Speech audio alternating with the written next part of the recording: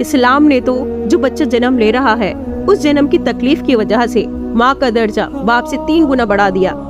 صحیح بخاری کی حدیث ہے کہ آپ صلی اللہ علیہ وسلم کے پاس ایک شخص آیا اور کہا، اے اللہ کے رسول صلی اللہ علیہ وسلم، میری خدمت کا مستحق کون ہے؟ آپ صلی اللہ علیہ وسلم نے فرمایا، تمہاری ماں۔ پوچھا کہ اس کے بعد کون ہے؟ آپ صلی اللہ علیہ وسلم نے فرمایا، تمہاری ماں۔ پوچھا کہ اس کے بعد کون ہے؟ آپ نے فرمایا، تمہاری ماں۔ پھر اس شخص نے پوچھا، پھر کون ہے؟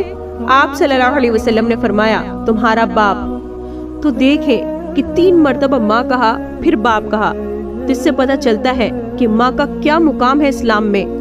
اللہ سبحانہ و تعالی نے ماں کے قدموں کے نیچے جنت رکھ دی ہے۔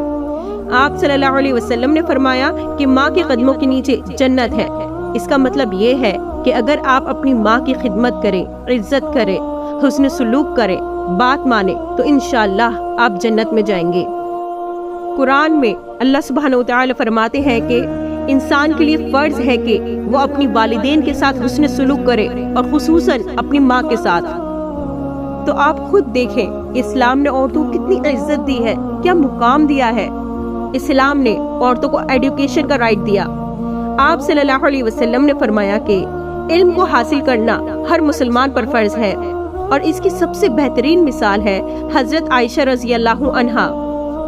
حضرت عائشہ رضی اللہ عنہا کی ایک اسٹوڈنٹ کہتی ہیں کہ میں نے حضرت عائشہ جیسی عالمہ اپنی پوری زندگی میں نہیں دیکھی۔ ان کو مہارت تھی قرآن میں، اسلام کے فرائض میں، حلال اور حرام میں، اور یہاں تک کہ حضرت عائشہ میڈیسن میں بھی ماہر تھیں۔ جب بھی لوگ محمد صلی اللہ علیہ وسلم کے ساتھ آتے تھے اور بیماریوں کی علاج کی باتیں کرتے تھے، بیماریوں کی علاج پوچھتے تھے، تو وہ سنتی تھی اور یاد کر لیا کرتی تھی۔ اتنی ذہین تھی حضرت عائشہ۔ حضرت عائشہ رضی اللہ عنہا سے 88 صحاباؤں نے علم حاصل کرا اور وہ اسکالرز بنے۔ مطلب 88 مردوں نے ایک عورت سے علم حاصل کرا، جبکہ یہ وہ کالا دور تھا کہ اس کالے دور میں عورت نہ ہی علم سیکھ سکتی تھی اور نہ ہی سکھا سکتی تھی۔ جب صحابہ کسی مسئلے پر اٹک جاتے اور جب کوئی بات سمجھ نہیں آتی تو وہ سب پھر حضرت عائشہ رضی اللہ عنہا کے پاس چلے جایا کرتے تھے، تو پھر حضرت عائشہ ان کو گائیڈ کرتی اور اس مسئلے کو سلجھا دیتی۔ تو اسلام نے عورتوں کو علم حاصل کرنے کا ہی نہیں بلکہ بتانے کا بھی حق دیا ہے۔ اللہ کے رسول صلی اللہ علیہ وسلم لوگوں سے ہمیشہ کہتے تھے کہ اپنے بچوں کو علم دو، اور خصوصاً اپنی بیٹیوں کو۔ اور آپ صلی اللہ علیہ وسلم یہ بھی کہتے تھے کہ شوہر کا فرض ہے کہ وہ اپنی بیوی کو علم دے، اگر خود نہیں دے سکتا تو کم سے کم اس کو انتظام کرنا چاہیے کہ بیوی تک علم پہنچے۔ اسلام میں اگر عورت پر کوئی بہتان لگاتا ہے تو وہ بہت بڑا گناہ مانا جاتا ہے۔ اگر کوئی عورت پر اس کی عزت پر بہتان لگاتا ہے اور وہ 4 گواہ پیش نہیں کر سکتا تو اسے 80 کوڑے مارنے کا حکم ہے، اور آگے سے جس نے بہتان لگایا ہے اس کی گواہی کبھی مانی نہیں جائے گی۔ اسلام نے عورتوں کو ووٹ دینے کا حق دیا۔ اسلام نے عورتوں کو کمانے کا بھی حق دیا کہ اگر وہ کمانا چاہے تو کما سکتی ہے، اور اس کی سب سے بڑی مثال ہماری حضرت خدیجہ رضی اللہ عنہا ہے، جو کہ وہ بہت بڑی بزنس وومن تھی۔ اسلام نے عورتوں کو پراپرٹی کے وراثت میں بھی حق دیا۔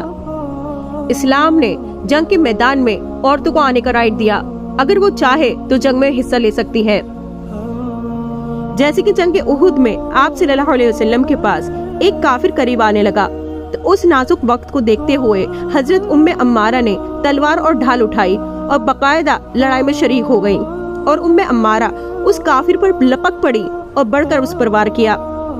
اس کافر نے ان پر پلٹ کر وار کیا، جس کی وجہ سے ان کا ہاتھ کٹ گیا، لیکن اس کے باوجود وہ آخر تک تلوار بازی کرتی رہیں اور آپ صلی اللہ علیہ وسلم کو بچاتی رہیں۔ میں نے یہ جو عورتوں کی رائٹس بتائے ہیں یہ آج کے دیے ہوئے نہیں ہیں، یہ وہ حق تھے جو عورتوں کو اسلام نے دیے۔ اس سے پہلے عورتوں کو ایسا کوئی حق حاصل نہیں ہوا تھا۔